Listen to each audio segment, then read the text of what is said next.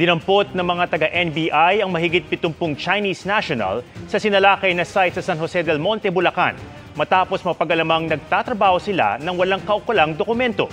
Nakatutok si Darlene Kai. Ilang report daw ang nakuha ng National Bureau of Investigation o NBI dito sa site sa Barangay Santo Cristo, San Jose del Monte, Bulacan, kaugnay sa mga trabahador ng isang contractor na naglalatag ng mga water pipe para sa MWSS. Base raw sa mga tip, foreign nationals na walang kaukulang dokumento ang nagtatrabaho sa site. Kaya agad sinalakay ng mga operatiba ng NBI ang lugar kasama ang Presidential Anti-Organized Crime Commission o PAOK at Bureau of Immigration o BI. Doon na nalaman ng mga otoridad na marami sa mga trabahador ng Shanxi Hydraulic Engineering Bureau Limited ay Chinese nationals. Dinampot ng NBI ang 79 Chinese nationals. Ayon kay NBI Director Jaime Santiago, 76 sa kanila ang undocumented o walang kaukulang dokumento. Ang iba, tourist visa lang ang hawak. Ibig sabihin, wala silang permiso na magtrabaho rito sa Pilipinas. Legitimate corporation, but then they are employing Chinese people na pwede naman ang Pilipino.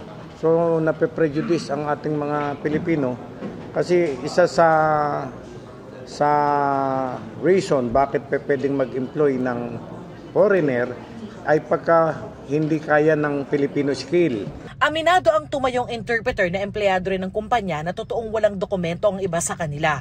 We have some person have the legal working permit, and some we are still in the progress of applying for the permit, and some they don't have the just sending their documents and passport to the third party.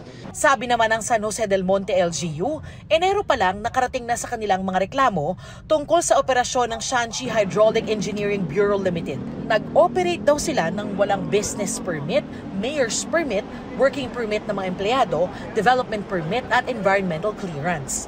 Kaya makailang ulit na raw silang ipinatawag at binigyan ng show cause order ng LGU. Binigyan namin sila ng warning na they have to secure yung permits.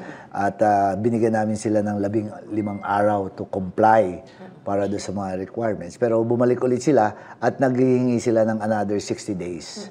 Grace period para lang to supply lahat ng kanilang violations. Hanggang eto na. Alam daw nilang may Chinese nationals na nagtatrabaho roon, pero hindi raw nila alam na undocumented ang mga ito. Pinuntahan namin ang mismong site pero tumangging magbigay ng panayamang kinatawan ng kumpanya. Nasa kustodiya na ng NBI ang Chinese workers. Sila mga undocumented sa Pilipinas, yung possibility na traffic sila is pwede.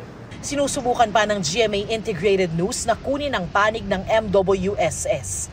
Para sa GMA Integrated News, Darlene Kai, Nakatutok, 24 Oras.